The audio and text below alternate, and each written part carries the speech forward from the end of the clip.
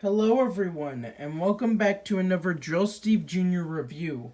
Today we'll be taking a look at another Lego set, which I haven't done a Lego set in quite a while, so yeah, I'm gonna be doing another Lego set review. It's been a while. I've been doing Transformers recently, but I figured we'd go back to doing some Lego reviews.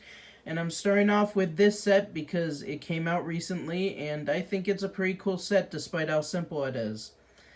So yeah, today we will be reviewing set number 76275, Motorcycle Chase, Spider-Man vs. Doc Ock. And as you can tell by the intro, I already spoiled the review saying that I like it, but let's get into why I like it. So let's start off with the minifigures. Despite the builds being pretty simple, I figured we'd stick to tradition and start with the minifigures. So here is Spiderman. Spiderman. I'm not going to do the full song or else we'd be here for like 2 minutes. And I'm kind of mixed on this version of Spider-Man. I really like the torso and the head printing, like the chest, the back of the head, and the mask. I really like how defined the web detail is. I like the spider symbol on both sides. I think it looks very nice. It's just very good, very crisp detail. Where it falls flat is the arm printing. Like, giving Spider-Man arm printing, that's a... Focus, please. Could you please focus for me? There we go. Giving Spider-Man arm printing, it's a good idea in theory, but like it's so dark. It looks brown on my camera screen. It's like dark red. It's so dark red that it looks brown on here. And like it just looks bad because of how dark it is, and like honestly, I don't really think the arm printing would even be necessary. And also, there's no dual molded legs, which is kind of unfortunate. And I have an old Spider-Man to compare and sort of prove my point. I really like the dual molded legs on this old Spider-Man. And I personally prefer just the blue arms with the red gloves. I think simplicity was kind of the strength on this figure, but I did not like how undefined the web detail was, and I didn't really like the spider symbol on both the front and the back. Especially the back, because if this can focus, please. There we go. Because that looks more like a sun than a spider. And like, honestly, this one, in terms of the torso and the head, or the head and the torso, it looked more like a 60s tribute, like a tribute to the old 60s cartoon. So, honestly, to get the best of both worlds, I think you would have to rip the arms off the new one, put on the arms from the old one, take off the legs from the new one, and give them the dual mold legs from the old one. But I'm not going to do that right now. I'll probably do it maybe after the review. We'll see. I don't want to waste your time, though, with me taking the arms off of the old Spider-Man and putting them on the new one. Anyway, now let's get down to the star of the show, Dr. Octopus. And as you can see here, he's not exactly your standard Dr. Octopus. He looks a little bit more venomized. We are Venom. I don't know how good or bad that Venom impression is. I'll probably see when I edit this video. Anyway, so, as you can see here, Dr. Octopus has kind of a two-faced thing going on. It's not exactly, like, full-on half and half, because, like, there's spots where there's no venomization, noticeably the legs, but also a little bit on, like, the collar area, and his hair isn't venomized, and his tentacles aren't venomized, but, like, you get the idea across. and you know, kind of like the Hannibal Lecter. I know, not Hannibal Lecter. Dr. Jekyll. I know. Dr. Jekyll and Mr. Hyde. Why did I say Hannibal Lecter? Anyway, but you know, the half and half sort of deal, like Two-Face. But if you don't want to see Mr. Octavius's face coming through the venom, you can use his alternate face where he's full on venom. Well, not full on venom, but like he's more venom than he was before. I'm stronger than I was before. I'm like the best singer. But the suit and stuff is very inspired by the Spider-Man for PS4 video game. So, that's pretty cool. Obviously, he didn't get venomized in the game, or maybe he did. I haven't played Spider-Man 2, and I know Venom's in Spider-Man 2, but I don't know if Dr. Octopus gets venomized in Spider-Man 2, or if he even shows up in Spider-Man 2. So, yeah. I think this looks pretty good. The tentacles are kind of weird. I like how posable they are. But I think they're built wrong, because the instructions have you with the Exoforce arms being the hands, and, like, it kind of gives it, like, that gorilla sort of grip. Which, I don't know, it just looks kind of funky and weird to me. I think maybe they might have had these built wrong in the instructions, because I don't know about you, but I think that looks a bit better. And he has wrists now. So, honestly, I kind of prefer that look, but I think I'm going to keep him, similar to the Spider-Man, I think I'm going to keep him how it is for the rest of the review, for the sake of not wasting your time. Oh, I almost forgot to show off this Dr. Octopus with an older Dr. Octopus like I did with Spider-Man. Here he is with an older one, and as you can see, the tentacles are a lot smaller than the old one, but they're a lot more... Well, they don't have more joints than the old one, because this one had like 1, 2, 3, 4, and this one has 1, 2, 3, 4. Actually, no, they have the same number of joints, they're just used in different ways, and this one, you know, you can move it all around, you can swivel them and stuff. You know, well, this one was sort of just based solely on back and forth movement and wrist rotation. Though I do kind of like the comic book, but like updated. It's like the comic book design, but like it's updated to be a bit more futuristic and modern. I do really like the minifigure, but the arms were definitely kind of weird on this old one.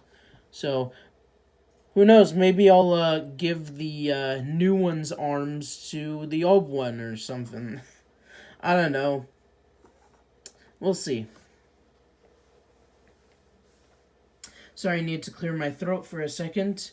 And now would probably be a good time for size comparisons if this was a Transformers review, because it's like halfway through the video or whatever.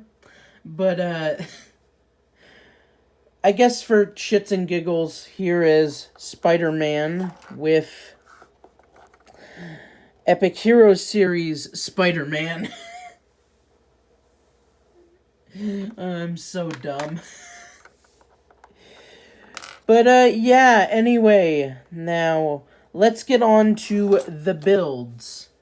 And first off, we're going to talk about the motorcycle that comes in this set. And this is a pretty cool looking motorcycle. And I know I am with everyone else on the topic of Lego superhero sets having vehicles for the superheroes. I think it's dumb most of the time, but I don't know. I really like this spider cycle. I think it looks really cool, and it's super compact and small. Like, here it is compared to, like, a Lego City motorcycle. And as you can see, it's wider and it's a bit longer, but it's like, it's a relatively, it's not too out of scale. And I mean, like, here it is with the Shadow the Hedgehog motorcycle, and as you can see, it is quite a bit bigger. And then here it is with, like, a Lego Ninjago motorcycle. Woo boy! A lot bigger. Lego Ninjago really loves their giant motorcycles, but, like, this one's very small and compact, and, like, it's not like a car or a jet or something ridiculous like that. It's just a little motorcycle. Like, I honestly could see Spider-Man having this. In fact, in the Ultimate Spider-Man show, Spider-Man did have a spider cycle, and it shot webs out like this one does. And as for features, talking about web shooters, you have stud shooters on this, and you get about, like, 5 or 6 studs in the set. They're all white, and you can load them up into the spider cycle. And let's bring in Dr. Octopus, and let's see if we can get him. We got him, but he just didn't fall over because I had him balanced too well. And you got suggestions of handlebars up here, but it would take a lot of work to actually, you know, get him to hold the handlebars, so I'm just gonna put him in his cycle and sort of, you know, give the illusion that he's holding on. And, you know, he can roll to the rescue. Or roll off screen. So, yeah, I think this looks pretty cool. It's nice and cute, and I really like this printed shield piece up front. I think this shield was first introduced in Ultra Agents. I really like how it's used here as the front of the bike. I think that provides some nice, unique shaping. Now on to the second build of the set, which is an ugly lamp. Well, the lamp itself isn't ugly, but everything around it sure is. Look at all this junk. We got a empty vodka bottle, a bone from that was probably stolen from, like, a museum or something, a silver fish, and what is probably the most interesting piece in this set, a banana peel piece, which is brand new for this year, and it's slightly rubberized. It's, like, rubbery. It's not, like, full-on rubber that you can manipulate all over the place, but, like, it's soft, and it got some bit of flexibility to it. And, it's definitely an interesting piece, and I am quite curious to see how this gets used in other sets or mocks. I could may see this getting recolored in gold and used as architecture in, like, a Ninjago temple or something. Or it could be used for those Mario Kart sets that people are rumoring about. And the lamp has a clip on it, which is useful for Doc Ock to, you know, hold on and do his daily stretches. 1, 2, 3. You know, he can be all menacing and scary. You know, add some dynamic possibilities.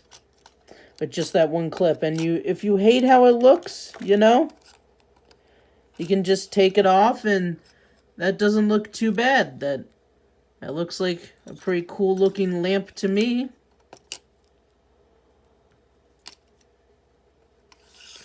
And now onto some of the smaller accessories. You get 2 of these web blast pieces for Spider-Man. So if we take him off the motorcycle, or did I say web blast? Just power blast pieces. And if you put them in Spider-Man's hands, and we're going to use Doc Ock again as a target. Or if I can get him standing, we can shoot him.